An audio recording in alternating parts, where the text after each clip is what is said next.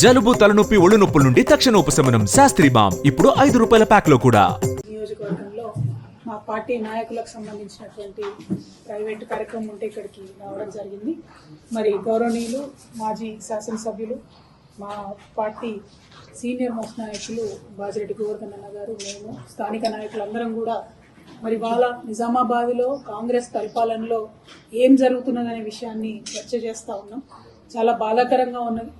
ఒకప్పుడు నీటితోని నిండు కుండలాగా మంచి గాథల నిండా వడ్లుండి 10 ఏళ్ళు సిరులను వెదజల్లినటువంటి నిజామాబాద్ జిల్లాలో ఇవాళ రైతులు మళ్ళా యూరియా కోసం లైన్లు కట్టే పరిస్థితి, మళ్ళా కరెంట్ ఎప్పుడు ఉంటుందా ఎప్పుడు పోతుందా అని ఆలోచన చేసే పరిస్థితి, ప్యాకేజ్ 22 కాళేశ్వరం కంప్లీట్ కానటువంటి పరిస్థితి, ఏ చెరువుకు కూడా ఎక్కడ కూడా ఏ ఒక్క ఆఫీసర్ కానీ నాయకుడు కానీ వచ్చి పట్టించుకోని పరిస్థితి, మొన్నటి బతుకమ్మ అయితే కనీసం చెర్లకాడ చెత్త తీసి లైట్ పెట్టలేనటువంటి పరిస్థితి, ఏ ఒక్క చిన్న పని కూడా ఏదైతే అవ్వకు తాతకు పెన్షన్ ఇస్తామని చెప్పిండ్రో ఎవరికి కూడా పెన్షన్ డబుల్ చేయని పరిస్థితి. ఇప్పటికీ గవే కేసీఆర్ ఇచ్చిన పైసలు వస్తున్నాయి తప్పితే కొత్తగా కాంగ్రెస్ వాళ్ళు వచ్చి ఇస్తున్నటువంటి డబ్బులు ఏమీ లేవు. ఇవాళ బీడీ కార్మికులు చాలా పెద్ద ఎత్తున ఉంటారు నిజామాబాద్ రూరల్ నియోజకవర్గంలో. వాళ్ళందరూ కూడా అడుగుతూ ఉన్నారు, ఇదేం పరిస్థితి, మరి ఇది ఎక్కడిది, మాకు పెంచుతామని చెప్పి పెంచలేదేందని. అదేవిధంగా ఆడబిడ్డలు 18 ఏళ్ళు దాటిన వాళ్ళందరూ కూడా ఇప్పటివరకు బాజిరెడ్డి అన్న గారు చెప్పినట్టు మరి మాకు చెప్పిన 2500 ఏవి అని చెప్పి ప్రశ్నించేటటువంటి పరిస్థితులు. అందరికీ స్కూటీలు ఇస్తా అని చెప్పి 18 ఏళ్ళు నిండినటువంటి ఆడపిల్లలకు అసలు దాన్ని ఊసే లేనటువంటి పరిస్థితి. అంటే అలవి గాని హామీలు ఇచ్చి ప్రజలను మోసం చేసి నిన్నటికి నిన్న గౌరవనీయులు మన స్పీకర్ గారు, అసెంబ్లీ స్పీకర్ గారు మాట్లాడుతున్నారు, మేము ఆర్థిక పరిస్థితి తెలిసి తెలియక వాగ్దానం చేసినామంట. మరొక బాధ్యత కలిగినటువంటి పార్టీ, 130 ఏళ్ల చరిత్ర ఉన్నట్టు చెప్పేటటువంటి పార్టీ, వాళ్ళ అధ్యక్షుడేమో పాపం తెల్లారు లేస్తే మరి రాజ్యాంగం అని ఒక ఎర్ర బుక్కు పట్టుకొని తిరుగుతూ ఉంటాడు. మరి అటువంటి పార్టీ వారెట్లా మోసం చేస్తారు ప్రజల్ని? అంటే ముందు తెలంగాణ ఇస్తామని చెప్పి ఎట్లయితే మనల్ని మోసం చేసిరో, అంతకు ముందు తెలంగాణ ప్రజలు అమాయకం అని చెప్పి మనల్ని తీసుకుపోయి ఆంధ్రాలో కలిపి ఎట్లా మోసం చేసిండ్రో ఇవాళ కూడా కాంగ్రెస్ పార్టీ అదే ఒరవడిని కొనసాగిస్తుంది తప్ప ఇంకోటి కాదు. అంటే కాంగ్రెస్ చరిత్ర మొత్తం కూడా మోసాల చరిత్ర అని చెప్పి, దగా చరిత్ర అని చెప్పి మళ్ళీ ఒకసారి రుజువు చేస్తూ ఉన్నారు. నిన్న మొన్న మనం చూసినాం, 4 రోజులు గ్రామ సభలను పెడితే ప్రజలు నిలదీసి అధికారులను వెలగొడితే మరి భయంకరమైనటువంటి మళ్ళా తెలంగాణ ఉద్యమకాలం నాటి పరిస్థితులు అన్ని పల్లెలలో కూడా మనం చూసినాం.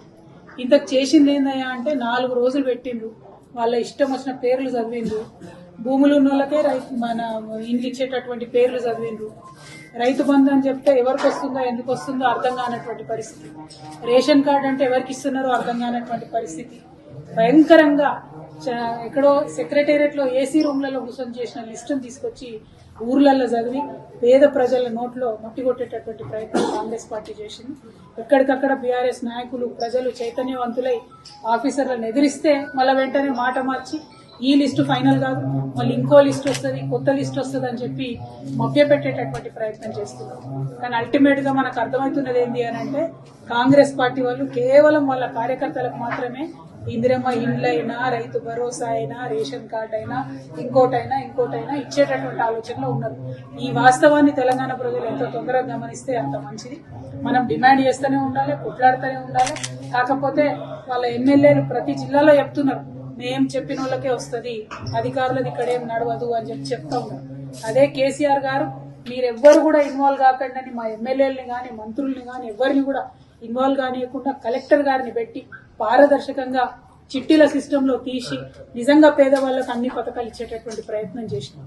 మేము అనేక సార్లు కేసీఆర్ గారిని అడిగినా కూడా లేదు, మా రైతన్నలకు డైరెక్ట్ గా డబ్బులు పడాలి, మా బీడీ కార్మికులకు డైరెక్ట్ గా డబ్బులు పోవాలి, అవసరమైన వాళ్ళని మనం ఆదుకోవాలి అని చెప్పి కోట్లాది రూపాయల సీఎం రిలీఫ్ ఇచ్చినటువంటి పరిస్థితి. ఇవాళ ఒక్క ఊరికి సీఎం రిలీఫ్ వచ్చిన పరిస్థితి లేదు, ఇవాళ ఒక్క ఊర్లో రేషన్ కార్డు వచ్చిన పరిస్థితి లేదు. ఇటువంటి పరిస్థితులు ఉంటే మరి తెలంగాణ ఒక 100 ఏళ్లు వెనుకపోతుంది తప్పితే ముంగట పడుతున్నటువంటి పరిస్థితి కనబడతలేదు. ఉదాహరణకు మన దర్పల్లిలో చూసుకుంటే మొత్తం మొన్న ఇక్కడ ఈ మండలానికి అంతటి కలిపి దర్పల్లిని మన విలేజ్ గా ఒక మోడల్ విలేజ్ గా తీసుకోవడం జరిగింది. అందులో 1950 మందికి ఇప్పుడు వీళ్ళు రైతు భరోసా ఇచ్చారు. కనీసం ఇంతకు 80% ఎక్కువ మేమున్నప్పుడు రైతు భరోసా ఇవ్వడం జరిగింది. అంటే కేసీఆర్ గారు ఇచ్చిన దాంట్లో 10% మంది రైతులకు కూడా మీరు ఒక మండలంలో రైతు భరోసా ఇవ్వకుండా మేము మొత్తం ఇచ్చేసినాం అయిపోయింది అని చెప్పి మభ్యపెట్టేటటువంటి ప్రయత్నం ఏదైతే చేస్తా ఉన్నామో దీన్ని మేము తీవ్రంగా ఖండిస్తా ఉన్నాం. అంతేకాదు దారుణం మళ్ళీ రోజొక్కటి చూస్తున్నాం. ఇవాళ మేము వస్తుంటే తోగొంట ఎల్లారెడ్డిలో అక్కడ మళ్ళా పాపం పిల్లలు 12 మంది విషాహారం తిని హాస్పిటల్కి పోయిన పరిస్థితి. అంటే కనీసం కేసీఆర్ గారు పెట్టిన స్కూల్ కూడా నడుపుకోలేకపోతున్నటువంటి పరిస్థితి ఈ ప్రభుత్వాన్ని చూస్తా ఉంది. కాబట్టి ప్రెస్ మిత్రులందరి ద్వారా నిజామాబాద్ జిల్లా ప్రజలందరూ మీరు చైతన్యవంతమైనటువంటి ప్రజలు, రాజకీయంగా బాగా మీకు అవగాహన ఉన్నటువంటి ప్రజలు కాబట్టి ఎక్కడికక్కడ కాంగ్రెస్ పార్టీ నాయకులను మన హక్కుల కోసం అడగాల్సినటువంటి అవసరం ఉన్నది. ఇచ్చినటువంటి మాట ప్రకారం మనకు ఖచ్చితంగా పెన్షన్లు కానీ స్కీమ్లన్నీ కానీ వచ్చే విధంగా ఉద్యమించాల్సినటువంటి అవసరం ఉందని చెప్పి మీ అందరికి కూడా తెలియజేస్తా ఉన్నాం. మీతో పాటు మేము తప్పకుండా నిలబడి ఉంటాం.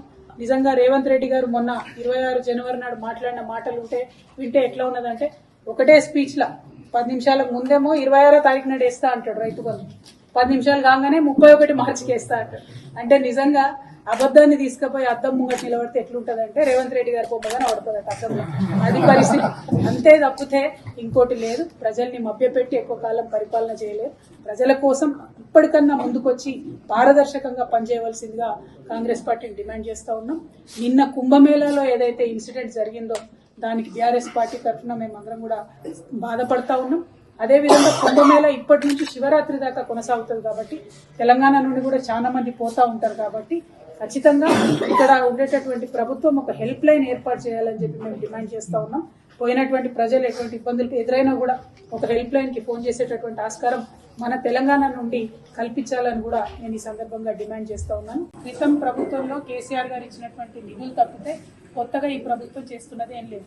మేము ఇచ్చినటువంటి ఆత్మగౌరవ భవనాలను పోయి ఓపెనింగ్ చేసుకోవడం, మేము ఇచ్చిన ఉద్యోగ నోటిఫికేషన్లకు పోయి సర్టిఫికెట్ ఇచ్చుకోవడం, మేము ఇచ్చినటువంటి అన్ని పనులను కొనసాగించే ప్రయత్నం ఏవైతే కంప్లీట్ అయిపోయినాయో నేను చేసిన అని గొప్పలు చెప్పుకున్నాడు తప్పితే చేసిన మంచి పనులను కొనసాగించి పెంచి ఇచ్చింది మాత్రం ఎక్కడా లేదు.